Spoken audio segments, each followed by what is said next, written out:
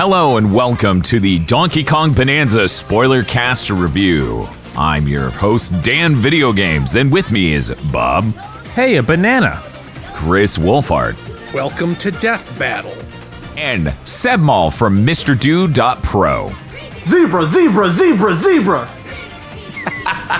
And yes, that's right. We've played the very cutting edge switch to tour de force that is known as Donkey Kong Bananza, the game that says, what if instead of platforming in 3D, you atomized the platforms in 3D? If you've never listened to a spoiler cast from us before, what we do is at the beginning, each of us gives a couple of sentences, doing a sort of vague review, followed by a guttural sound that synopsizes our feelings on the game. Then we'll get into individual praises, criticisms, anecdotes, and etc. And then some indeterminate amount of time later, we will then finish with a score out of 10 from each of us and a summary review.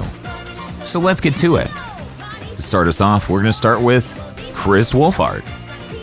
Donkey Kong Bananza is fantastic. It's great that even as the industry burns to the ground, Nintendo can show up and just be like, yeah, we made this. What were you all doing? So I'll give it a, oh. Bob. Yeah, this game never really clicked with me. It's kind of neat, I guess. Sebmal. Donkey Kong Bananza is a joy from start to finish. And for me, successfully solves the Nintendo 3D platformer difficulty thing by not making it harder, but just making you God. Oh. I think we should get a time machine and turn Blinks the Cat 2 into this game. I feel like if you're going to deviate that much from being a normal platformer, you should in fact be able to suck up the entire environment. What a unique gem. Yippee. The interesting thing about this game is I really do feel like it's closer to a Tears of the Kingdom than a normal 3D platformer collectathon, because every part of my brain during every moment of playing it is, what shenanigans am I going to get up to dismantle the puzzle? I mean, that's absolutely true. Like, there's something about it with the way it's structured, and you even have shrine-like replacements. That is true. The platforming, there are the platforming portals that take you to a puzzling type challenge or a just platformer level, which, man, they had some really good fan service in there. They did, to the point where I was like, man, why is 90% of it plus not this? Because Donkey Kong Country Returns is right over there. Yeah, it came out, I don't know, 15 years ago or something. It's ancient history. It's new for the Switch. It only came out a few months ago. Exactly, brand new. Please don't pay attention to how it's all banged up. It's fine. What if you play two-player? Oh. Well, then one of you must die, as the enemy is no longer a valid platform for both of you to bounce off of.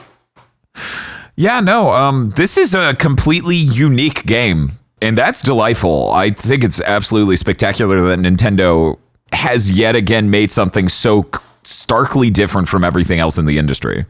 Like, at least Breath of the Wild, not Tears of the Kingdom, but Breath of the Wild was comparable to other games, but really nailed what the joy of an open world is.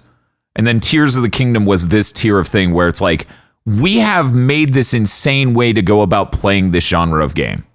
I find that incredible, and the fact they were able to make anything in a game where you can delete every particle of sand is an incredible feat. Yeah, for like as much as you can just like dig to a million bananas, they do like surprisingly manage to make like puzzles with distinct solutions that aren't just dig towards banana, like more often than you would think in a game where you can just like erase the entire world. Yeah, they do a pretty good job of putting the skeleton there that will keep that structure regardless. Yes, but there's still some you can just be like, I for sure this backwards. Yeah, no. I think something with this just didn't.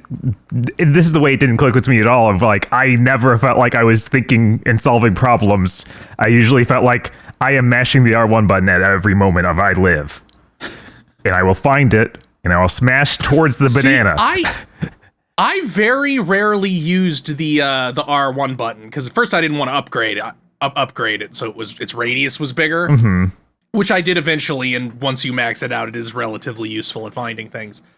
But I wanted to play it like, can I find things just by looking at what they did in the environment? And almost always you can.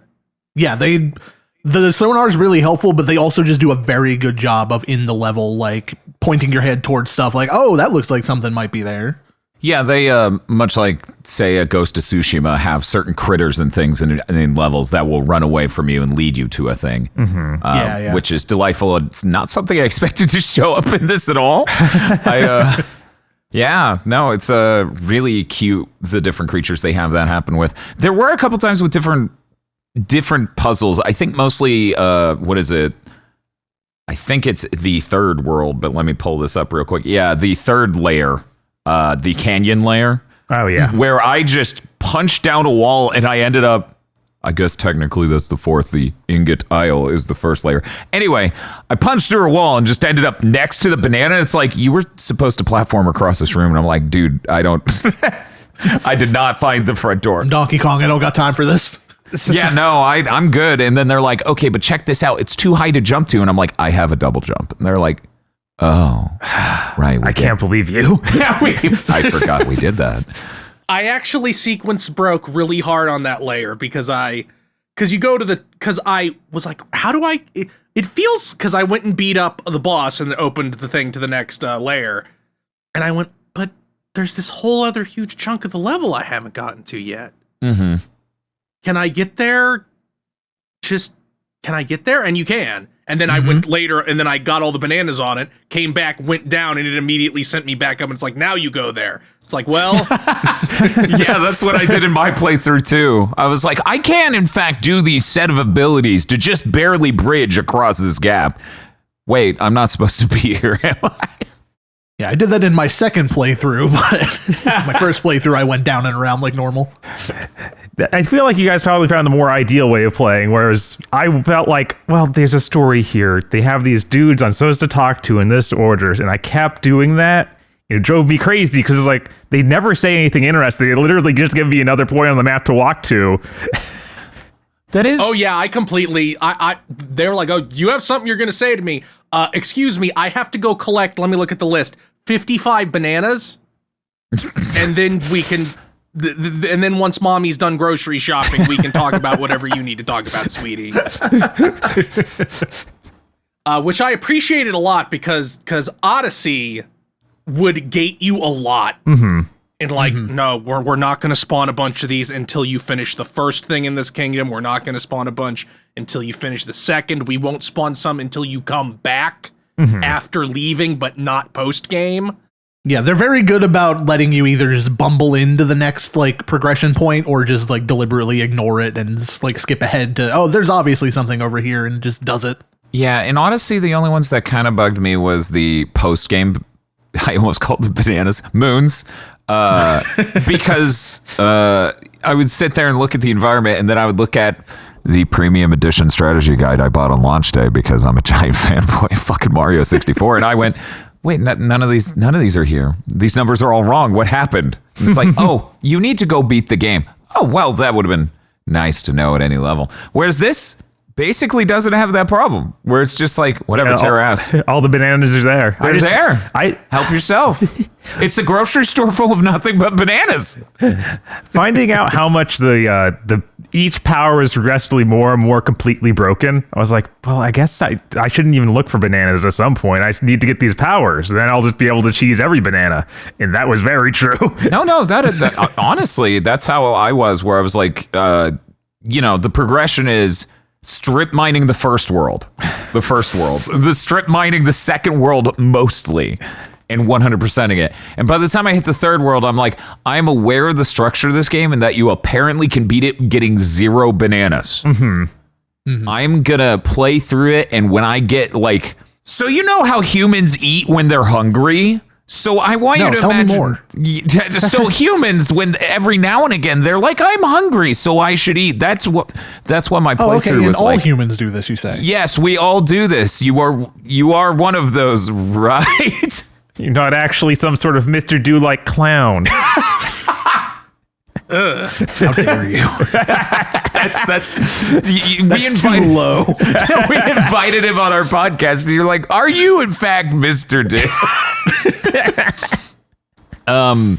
So every now and again, I would just get hit by the hunger to grab bananas, and then I would do that for however long it took until it was sated, and then I would move along again. And that was actually a pretty ideal experience in my mind. Because sometimes, around the canyon layer, I also just settled into a rhythm of just kind of doing whatever I want. Like, oh, that looks interesting. There's probably bananas there. I'll do that. Now I'll do some progression. It's just, you can get into like a real good flow with it of just like stumbling into stuff and either deciding or not to engage with it. Yeah, I didn't completely clear any layer, but I usually got each to 90% before. Yeah, that's about okay, right. that's most of them. A reason I think that this actually lands a little bit more than Odyssey for me is in Odyssey, the moons are really in two categories.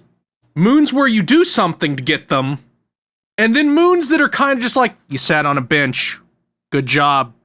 You ground pounded in this glowing spot, good job. which one of these would you put jump rope in? Other. I mean, I got like 999 jumps the first time, so I would put it in the second category. But in this, you have half the bananas have some kind of challenge like a Mario Odyssey moon.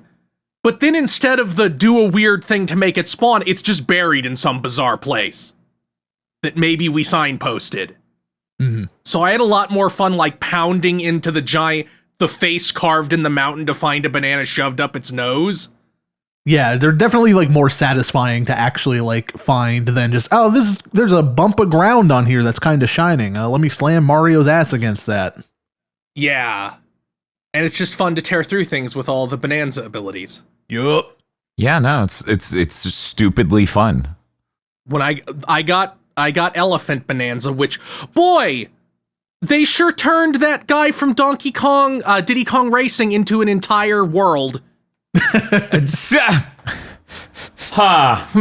didn't think about that. Right?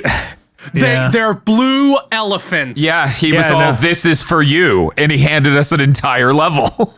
He did. Yeah. I said this on Big Think twice, and then Dan kind of +1'd it. But it feels bizarre for Rare's catalog to be so reverently treated by this game, to the extent when...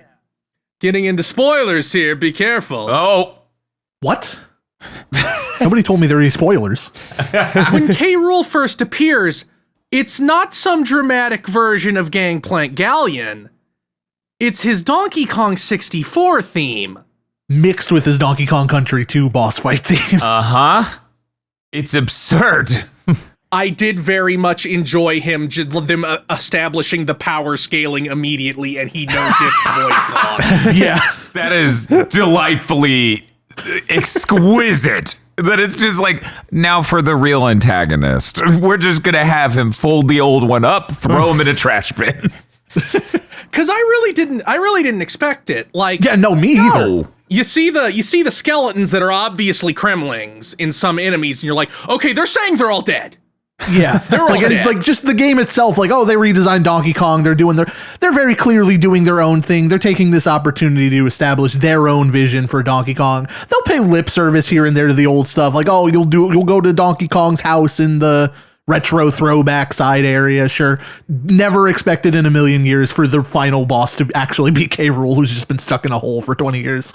Then you have the that entire genre of challenge that's in almost every layer. It might be on every single layer.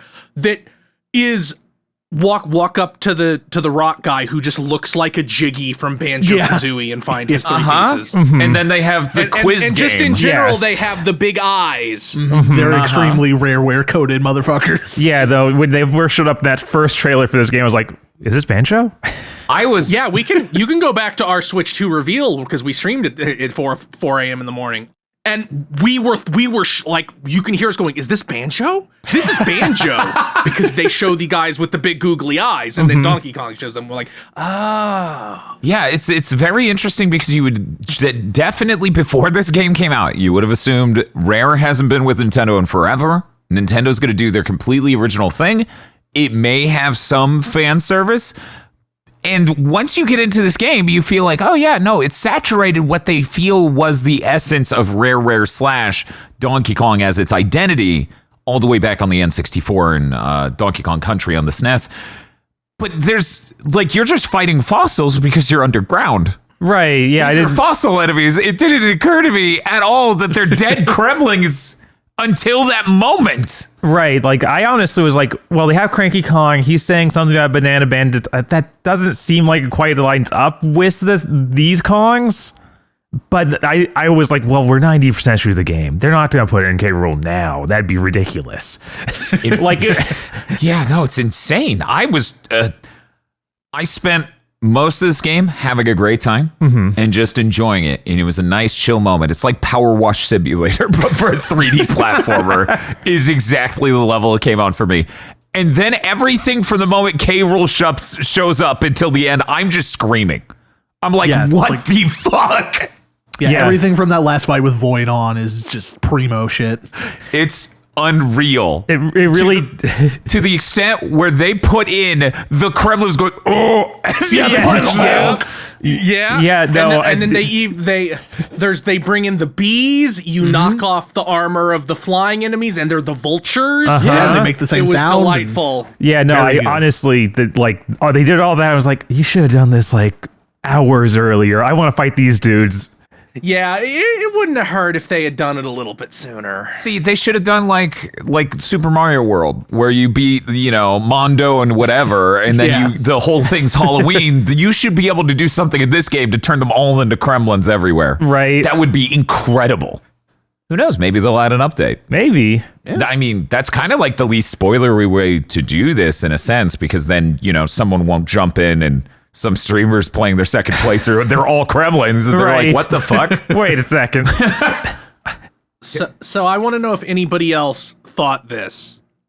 Because you get Pauline, she's introduced as the Odd Rock, you depetrify her. Her design has like the little ponytail with this rock stone hair tie. Mm-hmm. She looks very cave girl-esque. Yes. Yeah, she looks a little Flintstones. I thought they were going to reveal that Pauline was a cave girl. Like she had been sealed in the earth for a million years. And the emotional twist in the back end of this game would be, that grandma she's talking about is dead because she lived a million years ago. that would have been really good. That's not where I went. I honestly, I thought that they were going to go with, the Pauline from the original Donkey Kong is actually her grandma in that angle. I also thought that was possible from, because they go into her her grandmother is like singing, right? Like they even go into that, right? Mm-hmm. And I think that's what they were going for. They just don't outright say it. Yeah, I really enjoy the misdirect about like her being like, my grandmother, always talked about greasing up her throat. I wonder if I eat a bunch of fries, if that'll help me sing it. I'm like, that's really good. And then when she's figuring out the final tune for the very final part of the post game or whatever, she clearly does the Donkey Kong as the back tone of like what the song would be, and that is the same like backbeat to Jump Up Superstar. And I'm like, okay, so that I'm now settled on this is that Pauline, and that Pauline's not the grandma. I think what they're going for is that Cranky Kong kidnapped Pauline's grandma and Mario helped her. And I think this all susses out with the Mario timeline if you consider either the fact that Mario is unaging, Mario is some sort of unaging lich, or time does not pass in the Mushroom Kingdom. Star power is capable of many things. Unfortunately, it seems to be that one, because Nintendo keeps insisting Mario is 23. I don't think Mario has ever been 23. Like, right. He formed as like a 30 to 40-year-old man. Mario will always be Bob Hoskins in the live action movie to me. With his catchphrase, I'm gonna kill him. I do wish that they did go a little bit more into why Pauline turned into the Rock, what that technology was that Void is using. Like, I know it's it's the attack that kills Donkey Kong, just like from Sonic 06, the attack that kills Sonic. Yes. Add it to the wiki. The attack that transforms her into Rock.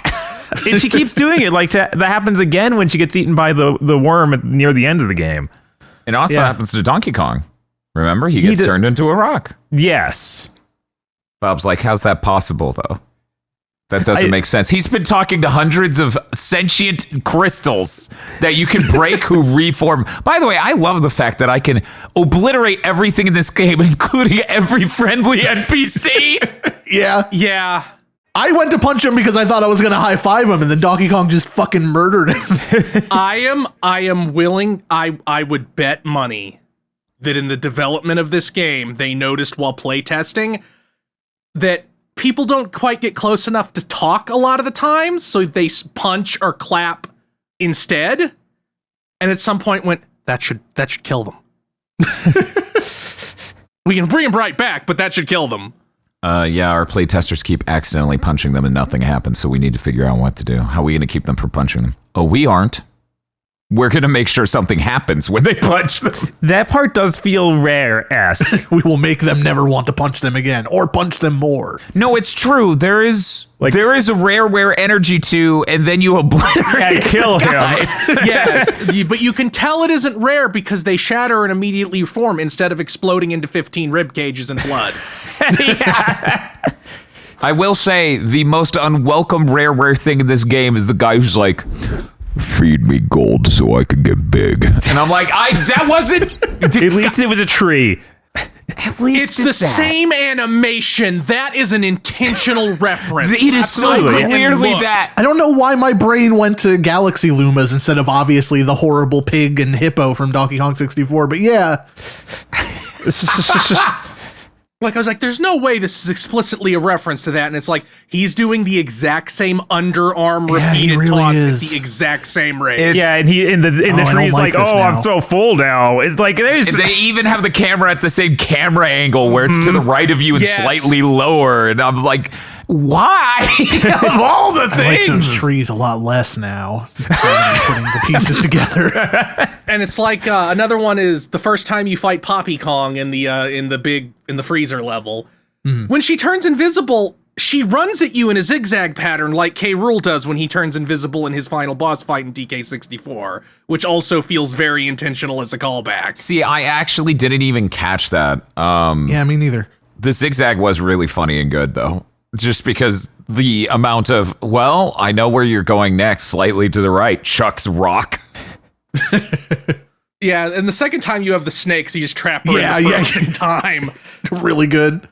God, speaking of the bosses, I think I had to make it to the fourth boss before a boss lasted longer than, and this is no exaggeration, 7 seconds.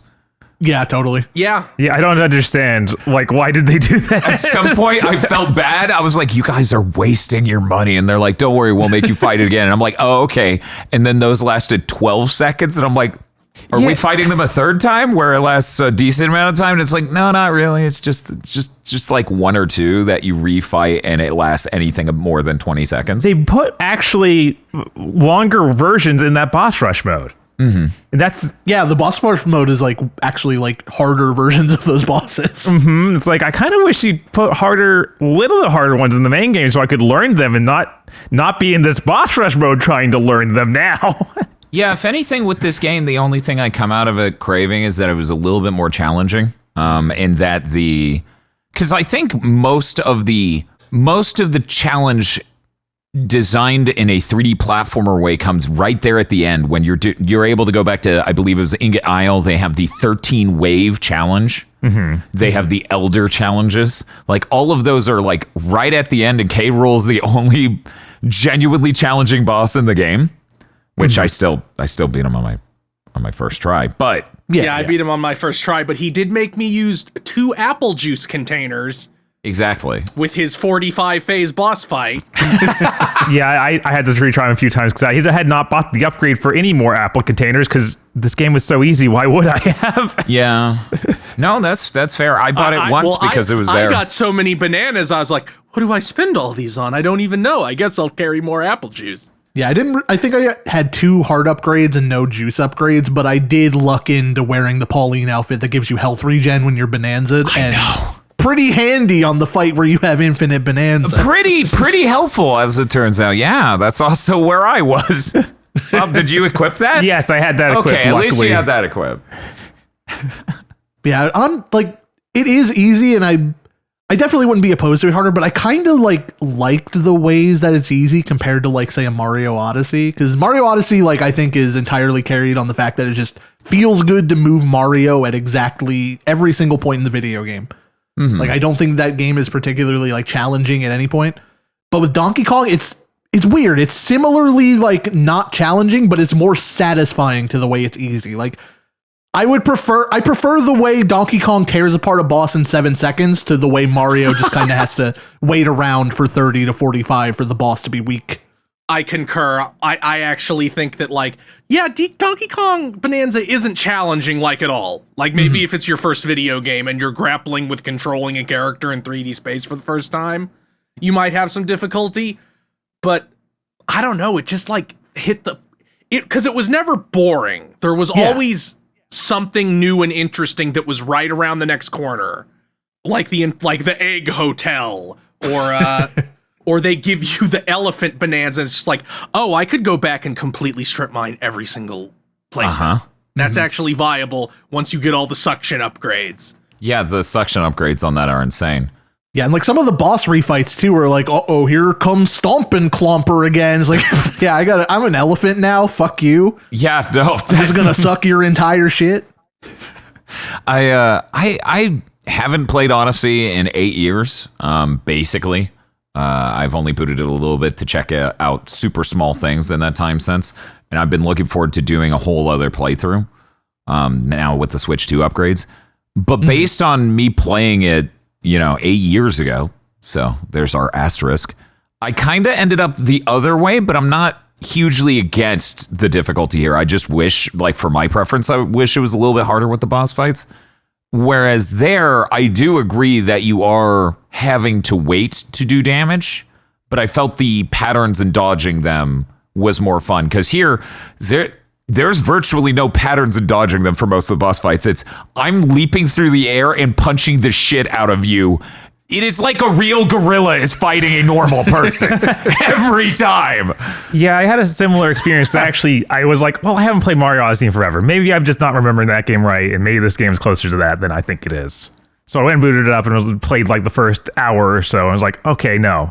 I think about Mario Odyssey and the way it's doing these fights and doing the exploration and moving Mario is 100 times better in every way, personally. But I understand that's not for everybody.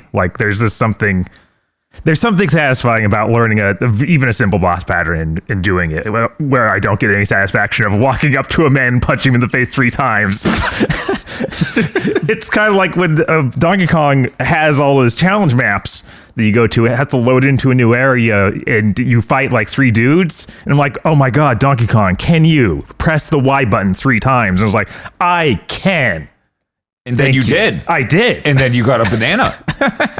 Some of them get a little bit more interesting than that, but not until the back end of the game. Yeah. Yes, there are ones they have interesting ideas for, and I'm there should have been a quarter of as many of these for how many of them are just, what if you punch that guy? now, Bob, what if you considered that Nintendo has data and knows that every single person who plays video games past the age of 16 has some degree of OCD, and they are in fact catering to the people with OCD who must collect everything. I did find it enormously funny that all of your climbing mechanics and other things work correctly in the 2.5D Donkey Kong Country throwback level. So of course, the secret banana is climbing the leftmost wall to find DK's house. And I'm oh, that's hilarious and delightful. Thank you. This is so much more fan service than I expected from this game. Okay, we'll go back to the stuff that's all fresh with these new enemies I don't know yet. And then the game grins sinisterly. I like the Donkey Kong house secret in that level. For me, the most they get Donkey Kong Country 1 secret specifically is there's also one at the end.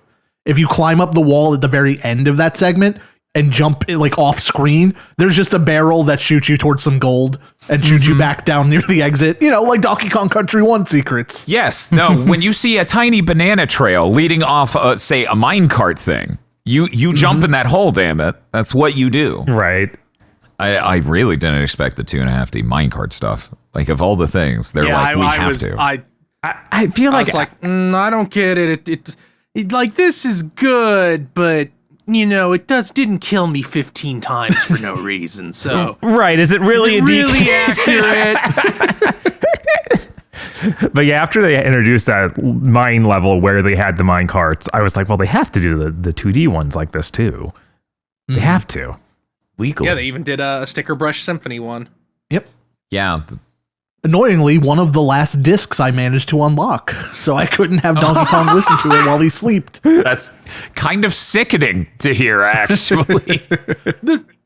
Does anybody else think it's strange? Like, I get it's supposed to be a hammock, but it's just like made of these obsidian slabs. His bed. Okay. Like, So his bed's comfy. supposed to be a hammock, but it's just. And the more you upgrade it, it just becomes like a more opulent slab. Donkey Kong's butler assures me that it is comfy level 5, so it's probably really good. Yeah, I was like, I don't know. It starts out as a slab. It doesn't start out anything hammock-like. It eventually turns hammock-like, but that's like level 5. But it's comfortable now. It's got many My slabs. butler would never lie to me. Yeah, no. I assume Pauline's very comfortable on DK. Yeah, she seems fine. I Aside really from all enjoyed- the crippling anxiety. Right, aside from the Yeah. constant fear. Pauline's great in this, by the way. Yeah, She no. is. She carries it. Like she's Yeah. one of the best sidekick characters maybe ever. The moment they revealed that Pauline was in this, I was like, those bastards, they did it. They fucking invented Coca-Cola. Like, it feels like that moment.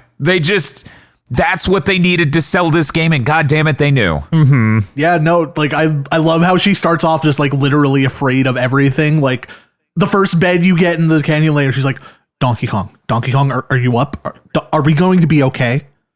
Right. You had to spend your own money to buy this place, Donkey Kong. Do I have to get a job? Are we going to be okay? Donkey Kong speaks English for his first time ever and goes, no. I have $1 million. And then never says anything ever again. Just like a nice progression of her just like being afraid of everything. Like, oh God, am I gonna have to work in the mines, Donkey Kong? Donkey Kong, there's a really big ledge next to our bed. Am I gonna fall off, Donkey Kong? And then just like gradually as the game goes on, she's like, yeah, fucking kill that guy, Donkey Kong. Beat the shit out of that guy. So I love her ecstatic gushing about the fruit level. Like, that was really good, just Yes. the giant fruit level. Yeah. I was like, haha, this is delightful, great. And then I go up to the quiz guy, and the quiz guy's like, hey, what fruit isn't this level in this level? And I'm like, oh shit, coconuts. And he's like, haha, true. At least the oranges don't explode this time. And I'm like, they do. I literally do a ground pound into them, and then they explode. That's a giant orange over there. You can't trick me, quiz man. And that's another Donkey Kong 64 reference. 'cause It he has sure the orange was. Grenades. He has no coconut gun. That's the one thing I wish they had somehow included in this game was just give him a gun. Gun! Gun Even Bananza. if it, like it could have just been for some mini game in a bonus, but like just give him a gun. I'm just imagining the da-da-da-da-ba-da-ba, and he pulls out the device made out of coconuts. K. Rool pops out, and he's like, not today. I have thought this since I beat the game. I have had no ability to say it because it is about K. Rool. I think this establishes K. Rool as the bigger threat because Bowser never caused 9/11. I'm trying to think. He tried K. to. Rool's- He brought the tanks in that one time. K. Rool is actually a villain. Bowser just wants Peach to marry him. I mean, Bowser's just an incel. Yeah. Yes. Yeah. I don't know. At the end of Odyssey, Peach really has this attitude like she's kind of into it. Yeah, she doesn't care. Like, at all. It's hilarious. I love that aspect of Odyssey. She's like, whatever. Okay, let's go. Yeah, at the end where she's like, "Are you two still doing this? I'm going home. Fuck both of y'all." I'm trying to think of the worst thing Bowser did, but I didn't beat Hotel Mario. Yeah, K. Rool's just like, yeah, I'm gonna turn into the evil god of decay and destroy the world. I don't know why that's my goal. God, the fucking final title on that being K. Rool, lost Lord it. of Rot. King of Rot. Yeah, I know. King of Rot. Yeah. Oh my the most God. Dark Souls as boss subtitle. I was like, Jesus, these fucking these Nintendo games, you could not imagine going as hard as they do now like during the Super Nintendo or N64 era. No, not at all. It's also very, very gross that his design, he has those lightning bolts on his stomach that are obviously supposed to be stretch marks, in addition to just being lightning bolt themed, which is gross. One moment. And he's wearing garbage bag pants. It's true, he is, but I'll post a picture of them. They're real visible in like his. This did not even occur to me. Yeah, no, I didn't. One moment. In his big reveal, yeah. Yeah, that's like it's true. Super obvious.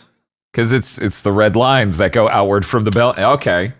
That didn't even occur to me. I'm like, oh, he's like exploding with electric energy. Uh-huh. Or maybe he is, in fact, the exploding orange. We have been waiting. That's my favorite YouTuber. Them thinking the root was him was a moment where I was like, oh, that was his gut. Yeah. Yeah, no, the whole time I was like, this looks really weird.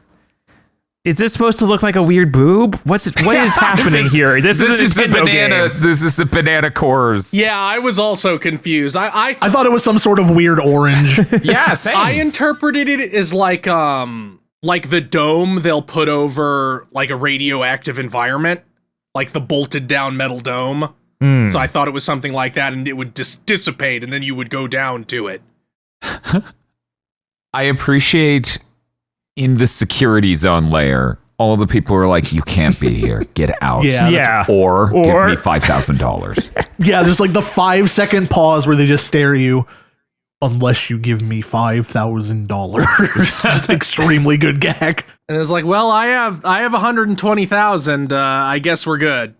That was one of my favorite layers because it introduced that mechanic of showing the thing and making a pathway. Completely unreal because then it starts spinning and rotating on different axes. Yeah, and it's like near the end of this game, it feels like they have so many cool ideas finally because I felt like I was just going through so much without thinking. And now all of a sudden, okay, here's like a neat puzzle platform mechanic. I think the fruit juice material is really cool because, of course, that levitates you, and also you can punch those enemies there that make the platform. Yeah, the float. Yeah, when I got to the resort layer and I punched that shark the first time, I was like, oh. I feel like basically every layer for me had a moment like that. I think where I just found like something cool and new that made me go, wow. I also felt that way, but I agree that like whenever they introduce something really crazy, like the like in the fruit layer, like that, or that just you can hold it and you can fly, and you can knock the things and they make the bridge. Those were the peak moments for me. Like I agree about the last area, like when they introduced crazy stuff like that was when the game was at its absolute highest. But I still felt very similar to that the whole way. Yeah. Who knew that Donkey Kong would find the most joy in creation rather than destruction? But it was in fact creation through destruction. Who knew that Donkey Kong could have one of the worst 3D platformers ever made and one of the best? I don't know. One of the worst. I mean, we got Bubsy 3D and Banjo-Tooie right over there. Yeah, God, so okay, I'm glad you're also a Tooie is worse than DK64. No, is worse. I agree. It's so much worse. Tooie is worse, but it has a darker power to it. Because it is like a black hole. It's drawing Chris in.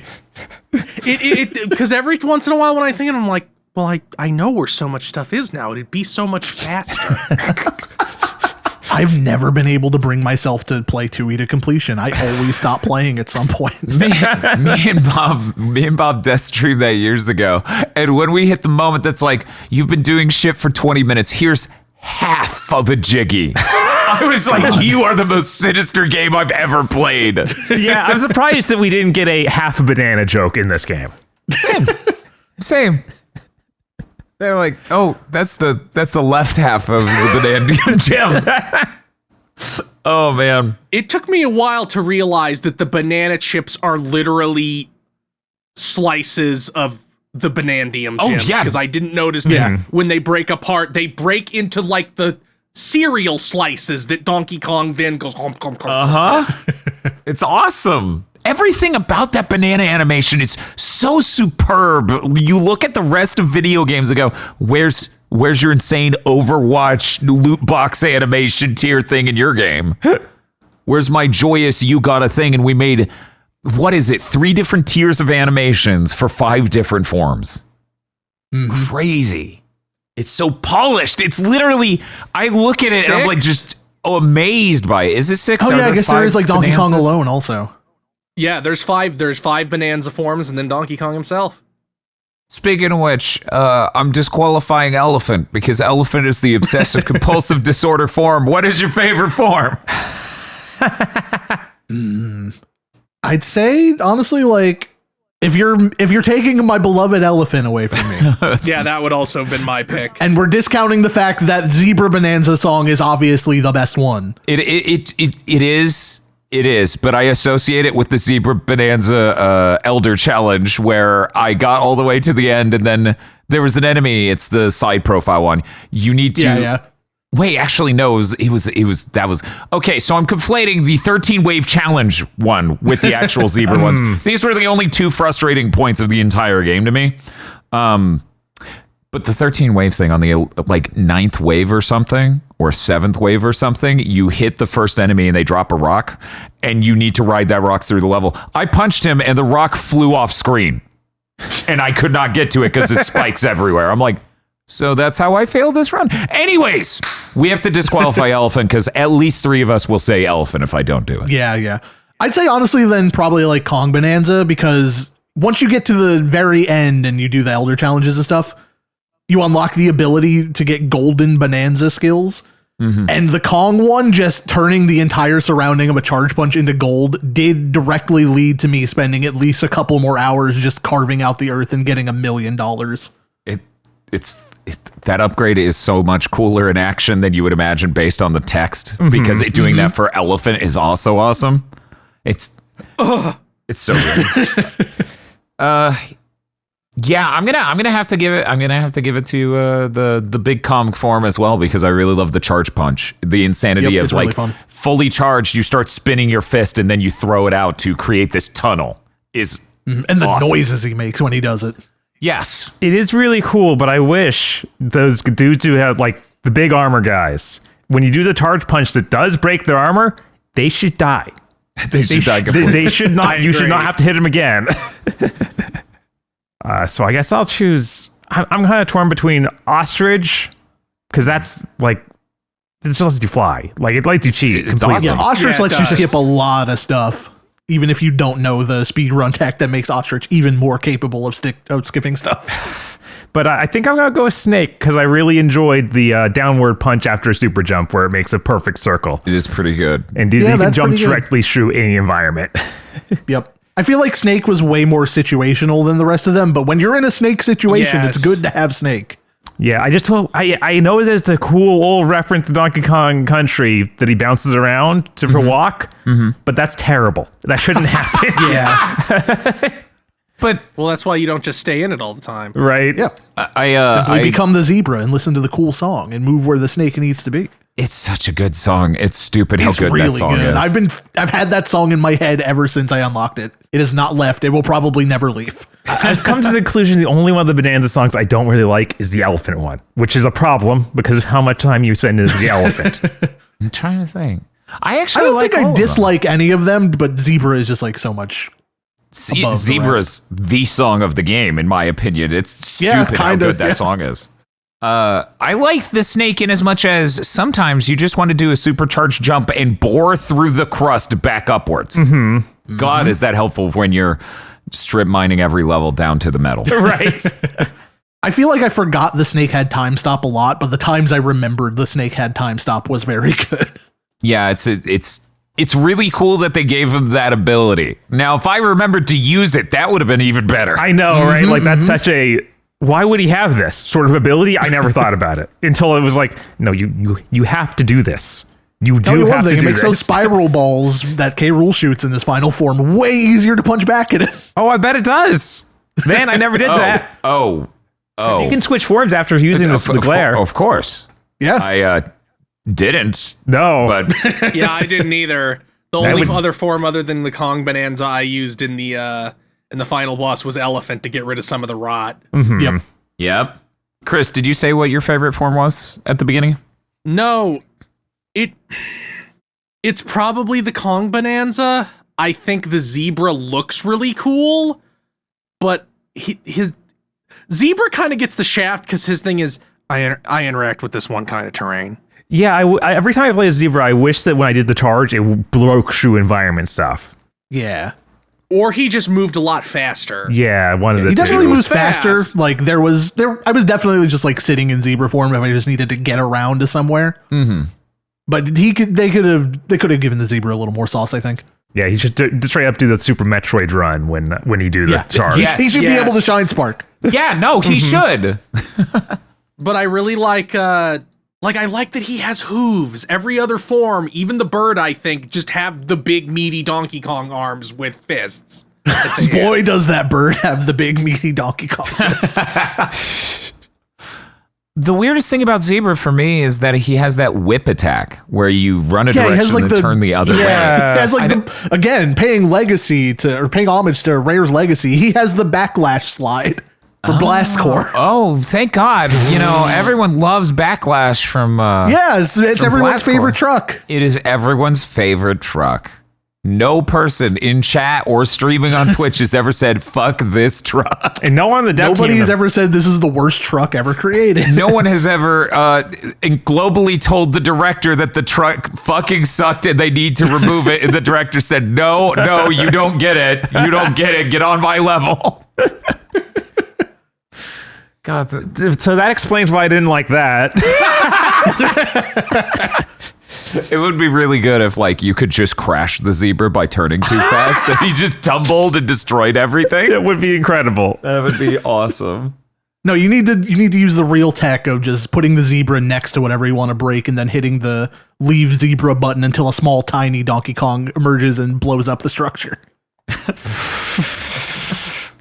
So another reference to old Rare stuff. The Ostrich Elder is wearing the same sneakers as Espresso, the ostrich from the Donkey Kong Country games. It's true. Oh. It's true. That the elders all have really great designs.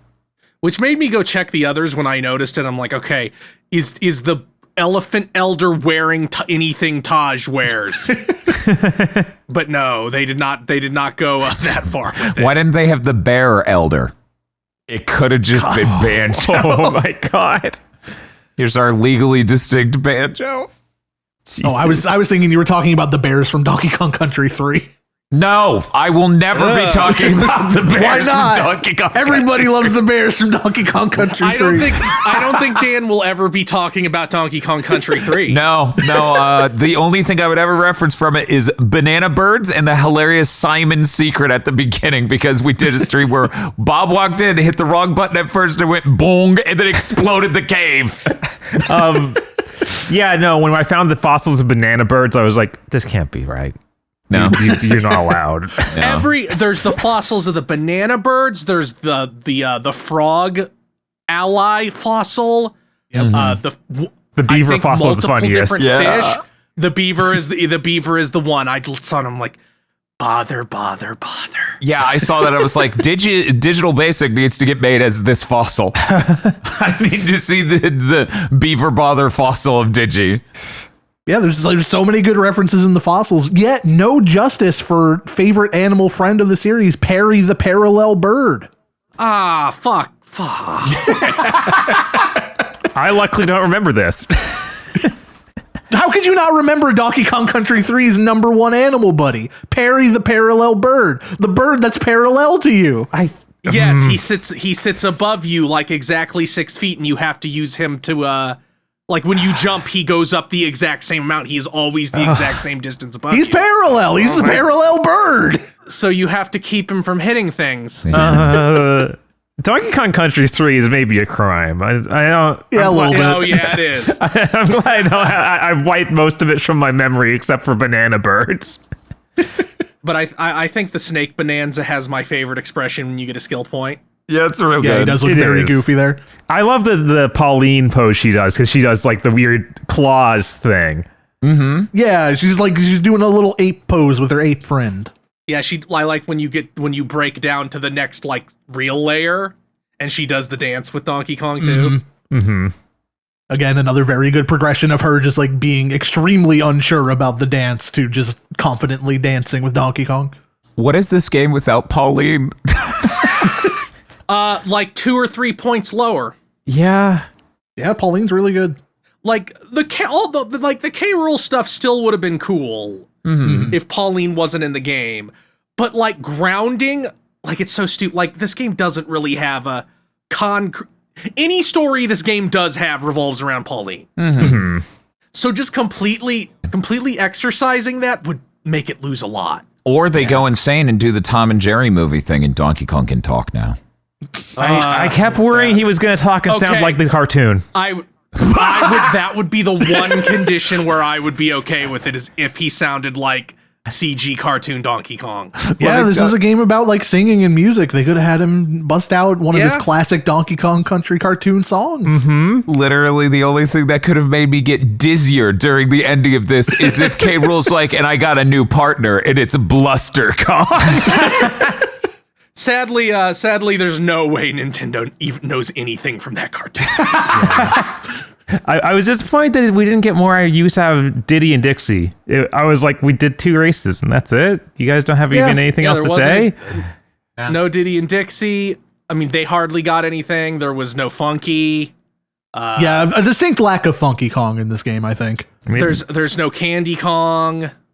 They at least mention her. They mentioned her, which is more than I expected. Yes. I'm not the only one who immediately after winning that race the first time ate the entire trophy, right? I started to.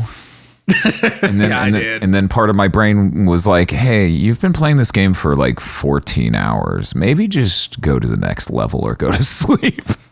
Weak. No follow through.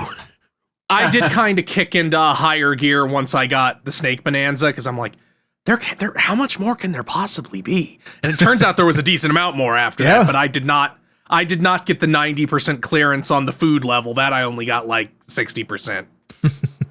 The food level is probably my favorite layer, because they don't... Yeah, I liked it a lot too. They get rid of that structure that I was saying that I hated so much, was the... here's a guy, talk to this one, then this one, then this one, they guide you to the level. And in this stage, instead, they're like, you need to find the buttons. Find all the buttons. And that freed up my mind to just... Kong. Yeah, that freed up my mind to just actually play the game. Yeah, no, that's one of my favorite worlds. It's spectacularly fun in a way that's so different from the others. They really, with the tourism thing, with the fast food theming and everything else, they made it really fun and delightful. I appreciate all of Pauline's lines in that level when you take a nap. The only problem with it is the way the salt interacts with muck. Really? And it's a little finicky. How often it'll be like you shoot it directly at it, it didn't work. And how often the salt will just hit the ground in front of Donkey Kong, and I'm like, I want to kill you. For me, the major disappointment was in sometimes using the salt ball as a melee weapon would work really well. Yeah. And then other times it literally would not do anything. Yes. I'm like, wow, that's wild. If they just programmed a way for this to consistently hit and have the effect every time, I would do this every time and be fine. Because, sometimes it can get really finicky. I found the most reliable way to throw it was actually without aiming it. Like throwing it just blindly. See, I had that moment, right? That same exact epiphany. But then the first time I tried to employ that, it didn't work. So I got mad and went back to aiming. Yeah. I think because you're right. But also, they'll find a way. Yeah, I think that he has a little bit of an auto aim when you don't manually aim. That can work out a lot better than manually aiming sometimes. Yeah, the when you aim it yourself, it feels like maybe they're trying to aim in a weird way that's based on where your cursor's pointed exactly, and something's not working. I don't know what it is, but it just doesn't work sometimes. Yeah, sometimes it's a little weird about that. I actually went and played this game with headphones, just directly plugged into the headphone jack. I was like, this sounds surprisingly not as high quality as I imagined. Then I realized the 3D audio was on. And I was like, the 3D audio is pretty convincing. But if you turn it off, it sounds better. That's how 3D audio always works. This soundtrack's really fucking good. Did you know? Did you know that? I actually kind of didn't. Oh! I think that the Pauline songs for the Bananza are pretty great. I want to hear anything else. And I'm like, I have to be Bananzas all the time, and if I'm not, there's basically no music. So what you're saying is what you really want is the first form to be the zebra and to never leave the form for the entire playthrough. What I want is for each level to have a cool song that plays all the time.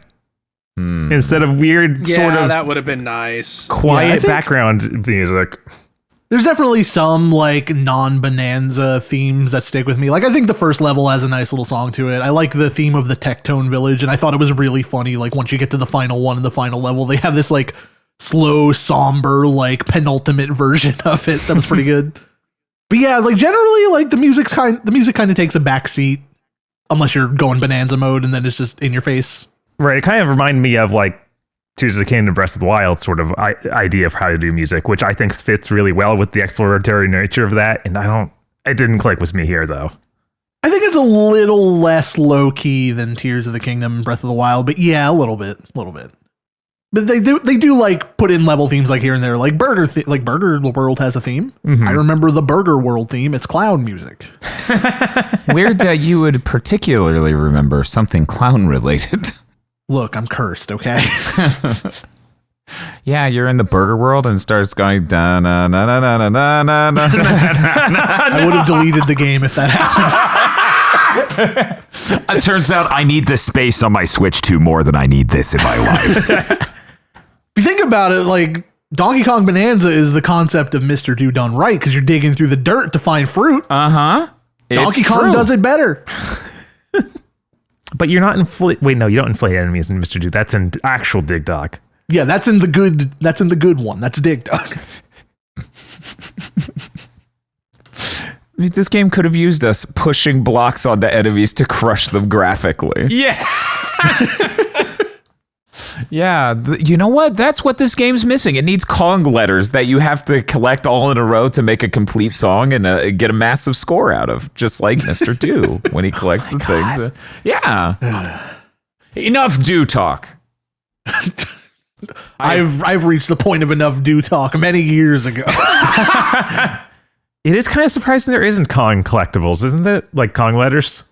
Yeah. I mean, if you talk to the amiibo man and scan your amiibo. Oh? What amiibo do you need to scan? Any of them? I think like any Donkey Kong series one will do it. I didn't actually do it because my amiibo collection is far away from me right now. It's on the other side of the country. But I think any Donkey Kong series amiibo will just spawn 4 Kong letters for you to throw at shit. That's cool. I didn't have that. I think I scanned Bayonetta, and I don't think that gave me a Kong letter. That gave me just some random material. Yeah, random amiibo just gives you a ball. What do you mean a ball? It's like a ball of Just of a material. ball of a random material? I think I got like a ball of gold.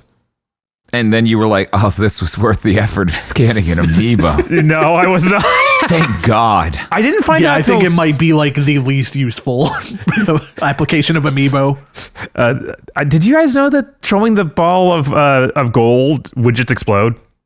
Yeah. Yes, because eventually, I think an NPC told me an NPC. Yeah, the had to quiz tell me, guy or it in was the first or the second layer is one of his quiz questions. Like, oh, what can you do with gold? I didn't. I think that was the last quiz I did. I didn't find him when I first got there.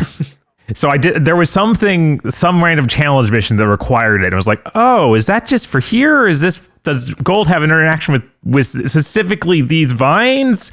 What's going on? You're like, are the vines allergic to gold? What's happening? Yeah, like, I believe that is also the only time I ever used gold that way. But I did know you could. I use gold as a makeshift explosive pretty often, I feel like. Yeah, I ended up using it against certain... And like in the final boss, they super expect you to do that. Just suck up the mush with the elephant and throw it back as gold. Yeah, I definitely did it on some more annoying enemies. Just throw gold at them because a normal rock wouldn't suffice. right. It's very weird to make the gold explode. Yeah, that is Because it's weird. magic banana energy gold. It's completely different. It's full of banandium energy. It's coursing with power. It's sure funny that they act like the Bananza is something you can't have up literally 100% of the time. Yeah. Even without upgrading the meters and stuff, just like you get like a little bit of gold and you're back at full again. Right. Uh-huh. One of the reasons that I leaned on the Kong Bonanza so much is because I had Pauline in like the highest level of shirt that makes it last longer. So with that and the upgrades, it's like I'm in it for 5 minutes. Yeah. I get enough gold to go in it again as soon as I turn it off in 10 seconds. Yeah, it's really weird. It almost is like a permanent change even from the beginning. The circumstances where you'll find yourself without enough gold is because you used it not to dig ceaselessly, but in a very specific platforming sequence. Right, used in some place where there isn't gold, which is not that much of this game. Right, it's really just... Yeah, that's like the only time you would ever need the can of juice that gives it to you. Yeah, like even when I did my 0 banana run, I was barely ever in a position where I could not transform if I wanted to.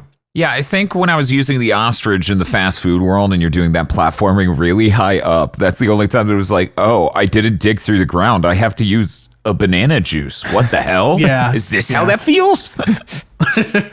Sometimes my brain would fade and the digging is all that I could see and feel and hear. And I would see my Bananza meter was like really low. So then I hit it again and I didn't realize I just stood there being Bananza'd for a while and not actually digging. So I drank a banana juice and then I'm like, wait, what am I doing? How long have I been playing this game? How long have I been in the mines? What year is it?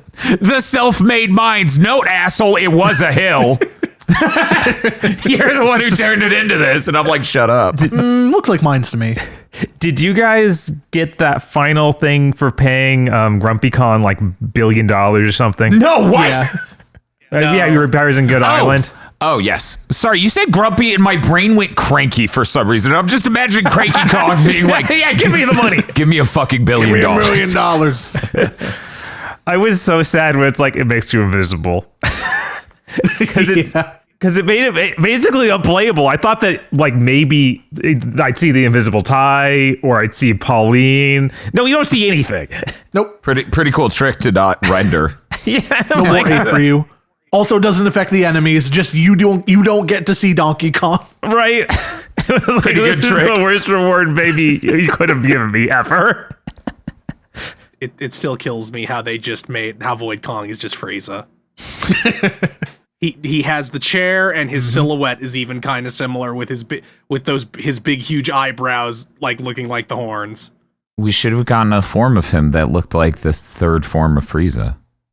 Why didn't that Instead, happen? K-Rool killed him. Right. He was about to do it. He was about to go enter its final form and K-Rool killed him. It was, Like K-Rool just showed up with the middle part and the sword in Trunks' jacket. Yeah. You can't go past here, traveler. Some dangerous thing has been held back there for centuries. They call him the drink.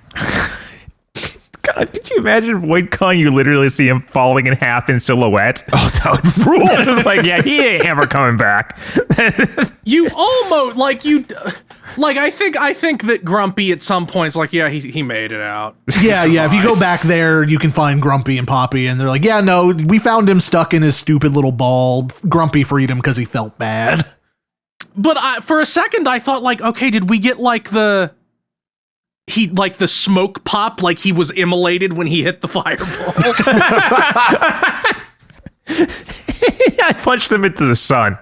Yeah. He kind of punched him into the sun. It's a miracle he survived, really. Uh-huh. I think the only way this game could have gotten more insane stuff I didn't expect is if Mario came in and he looked nothing like on-brand Mario. That would have been incredible. Like this game That has a would have been demented crazy. JoJo's like Mario.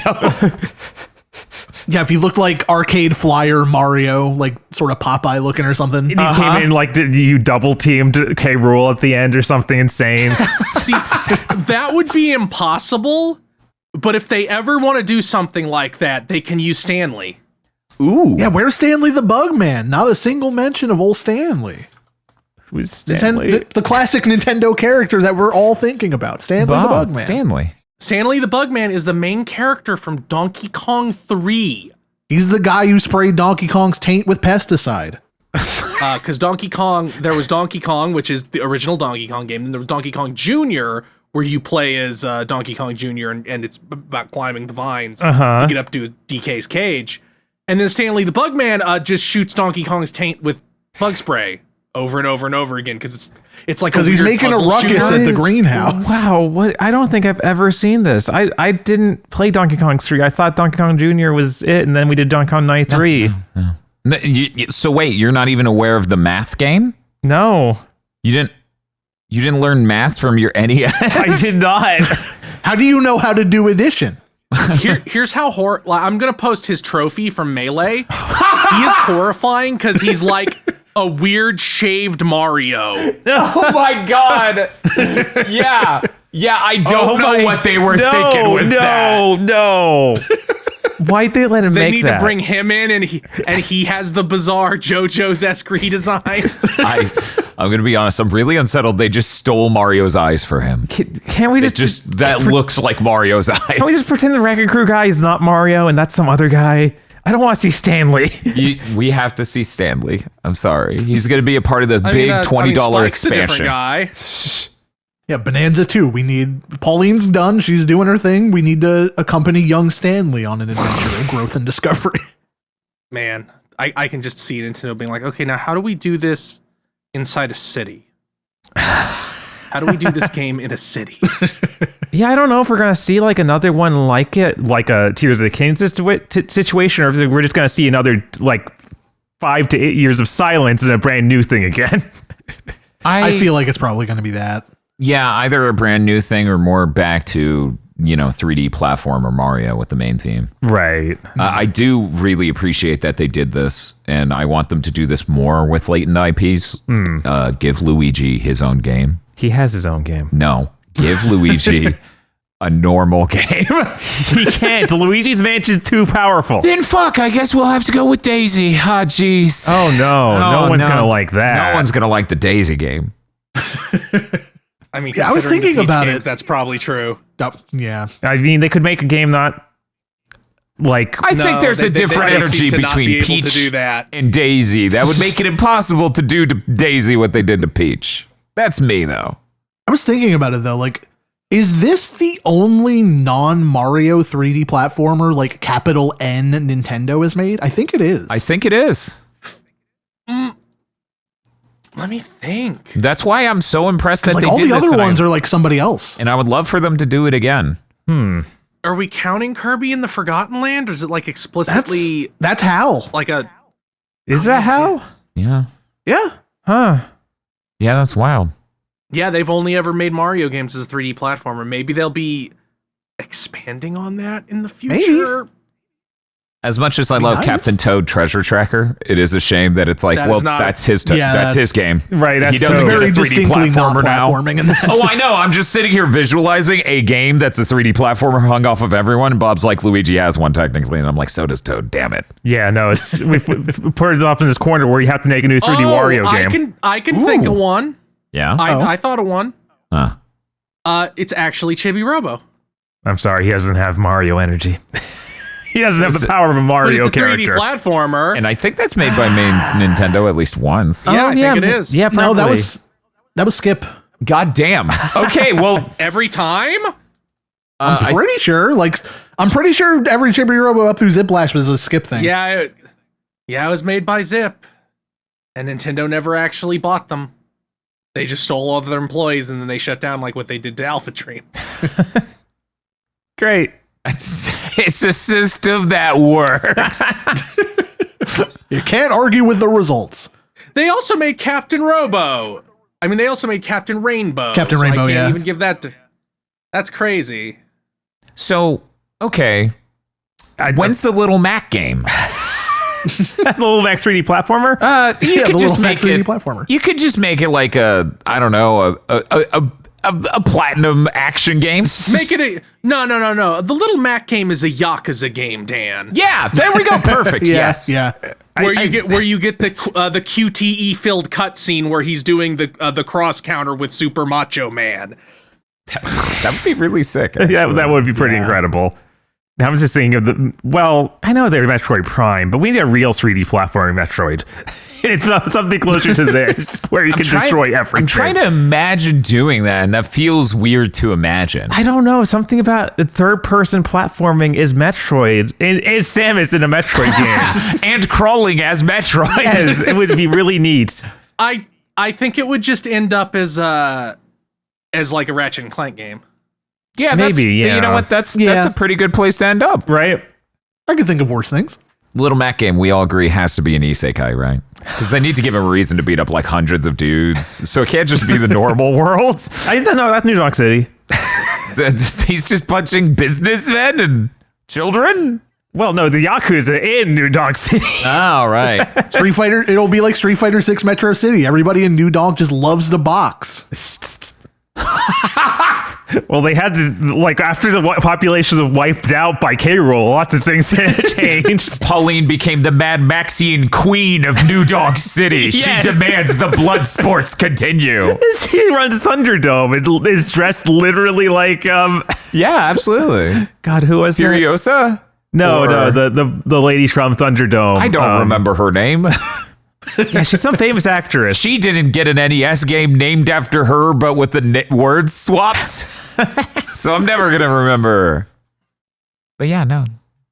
We need them to do this with more characters. Just do the huge, innovative, interesting game for them. Hopefully the next one doesn't take 8 years. Yeah, right? Yeah, yeah. I wonder Please. how much of this was slowed down by it being the Switch 1. I wonder, because technically between these, they also did that Mario 3D World. Yeah, they did Bowser's Fury. Bowser's Fury, Was Bowser's which- Fury the Odyssey team? I thought that was the I idea don't because it was know. originally supposed to be DLC for Odyssey. Oh, I do wonder I'm though. not sure. So I don't know. I wonder if the credits are online for that. Let me check. Just out of curiosity. Bob, which one's better, Donkey Kong Bonanza or Shadow Labyrinth? Why would you even bother asking that? I don't know which game you like more. It was obviously Donkey Kong Bonanza. Oh, okay. I'm just checking. I don't know. Donkey Kong Bonanza doesn't touch the Bosconian lore at all. That's true. They only- really wasted that. Not even one line. No crate names like the Guileness. And then not Guileness, I think was the name, right? Something like that, yeah. Jesus Christ. This is a pile of credits. I'm not going to be able to cross-reference we this can't. in a small amount of time. They put both games together, so it's huge. Oh, yeah, yeah. Anyway, I think it's about time we wrap this up. Any last minute anecdotes, praises, criticisms, musings, etc.? That Zebra song's really good. I know we said It's that really before, but I good, just yeah. need one more time saying it. I like that Pauline gets the last punch in on K-Rool. It's good. I like the K. Rool fight being as built out as it is. That is Yeah. Yeah, that's great. big and important. Speaking of Zebra Song and K-Rool, I also like how the final platforming segment has all the Bonanza vocals mixed into the final level theme. Uh-huh. Yes. I was very sad. The very, very end game final thing of her getting Pauline to learn a new song. We didn't get to hear the new song. I was very sad. We didn't want to license Jump Up Superstar. We couldn't. It's on the Nintendo app, though. I think they made it. I'm pretty... Yeah. yes. Oh, yeah, for no, sure. no, this is a joke. I would be very surprised if they didn't own the rights. right? I actually am a little bit like disappointed that there wasn't a song like the Honey Loon Ridge song at the end of Odyssey in the climax of this. Mm-hmm. Yeah. Like, yeah, we got a song, but didn't have like the energy of the big climactic song. Mm-hmm. Them doing the fake credits was so funny. Yeah. It was. It for a second. As soon as I saw the first name, I'm like, huh. I guess they added like the K. Rool type stuff to the logo because they revealed him at the end, and then it scrolled up and it's like, oh, they're doing the shit from one. Yeah, no, I think I figured out what they were doing as soon as I saw the logo, but yeah, no, it's been so long. They had to. It's hilarious to be that incredibly faithful and all-inclusive. I didn't realize that was a reference to one. Yeah, I when haven't you played beat one in K. Rool forever. When you beat K. Rool for the first time, it does a fake credit sequence where it's all Ks. Huh. Yep, That's and then great. He just gets up and you do the rest of the fight. Then you do the real fight where it's like I'm doing complicated stuff instead of that baby stuff. That version of Gangplank Galleon in the escape theme, very good. It's very good. I wonder if like people at Nintendo working on Smash doing the research to put K. Rool into Smash like bled into the Bonanza team where it's like, we can just put all this shit he does in this. Yeah, I do kind of wonder how much him getting in Smash Brothers affected how this game came out. Mm-hmm. Yeah, sure. And in the end, he has the helicopter thing. He has the blunderbuss. He has you fight him in a boxing ring, like at the end of Donkey Kong Country DK64. Well, hey, let's be specific. It's an MMA ring. It's the Octagon. Yeah, it's true. It's He the had Octagon. HBO Sure. down there. He kept with the times. He knows nobody cares about boxing anymore. this game proves we need one more Smash Brothers game. Yeah. We need I want King another of Smash Rot. Brothers just to see how they alter Donkey Kong. We need the King of Okay, Rot well- Final Smash, and we need the Bananza forms. We do, but I'm like, man, how even like Donkey Kong suddenly becomes the most complicated character in Smash Bros. Yeah, Donkey Kong's down B just transforms him. I feel like you would get his normal thing, except now his final smash is some combo where he does all 5. But he would be styled like the new version of himself. He would. And He I bet would. they would redo how the animations for different things work. They would just retool them in general. And that would be, Yeah, that no, would be cool. definitely like a lot of characters. Or- like when they did that to Link was great. Yeah, like they did with Breath of the Wild Link. Yeah. Mm-hmm. No, it was cool. Especially if they just do shit that wasn't explicitly in this game. Like when you do his charge punch, you could just have his arm turn into Kong Bonanza's arm. Yeah, and then Pauline would be in there too. Yeah. And for no reason at all, you could finally remove the water pump from Mario and give him the Odyssey moveset for the love of God. We don't even need Yeah. another new Mario game. We already have it. We Use had the it last 8 years one. ago. Man, they could do a level based on this with destructible terrain. Oh, that would be sick. Mm-hmm. Anyway, we gotta wrap. Yes. Any last comments? I like how in the K. Rool fight, it took me a while to remember that I should throw a thing into his vacuum. Oh, you can do that. Took Huh. it took me several times to figure out I could do that. Yeah. Like, and I just beaten Donkey Kong Country 2 like the week before, and for some reason it did not go into my brain. They're like, oh, I should throw something in. They're doing the thing. I should do the thing. See, that's really funny because I ran that boss fight in 2, the true one, so many times just for fun. So it's like straight in my brain. But every time he did that move, I'm like, and this is when I turn into the zebra to dodge. Yep, that's what I did until like halfway through the last fight. Yeah, I was like, it's time to run all the way around to get behind him. Oh, wow. Yeah, it never once occurred to me. Throw something in there. I'm like, no, you just run away. This is dangerous. Okay, well, gentlemen, I'm going to need your summary reviews followed by a score between 1 and 10. Because I think I looked it up and we haven't given 0 to a video game. Wait, no, that happened once. Maybe twice. So I suppose you could give Donkey Kong Bonanza a 0. Good Lord. Let's go ahead and start. I mean, I have no stakes. I could do it and get away with it. I would love for Sebmal to overnight transform into that asshole who gave Donkey Kong Bonanza a 0 for no reason. It's like he's just praising it for extremely throughout the entire podcast, but Would that have been the same score as Welcome to Urgot? Welcome Tour got a grand total of 6. yeah, we gave it 2. It's barely above the worst things we've ever played. Put it on the back of the box. If they sell a physical copy of Welcome Tour, they should be executed. We're going to go ahead and start our summary reviews and score with Chris Wolfhard. Chris, a few sentences and a score, please. Dan Video Games has discussed multiple times about how he almost cried playing Mario Odyssey because it was so beautiful and he didn't think they would ever make a Mario game this good.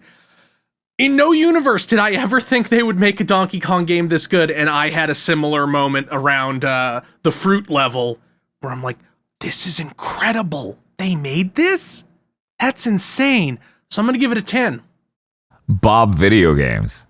Yeah, as I've said numerous times throughout this, the mechanics never really clicked with me. I never felt like I was truly impressed with what they had done, and more so than, well, I never had fun with what they did, I guess.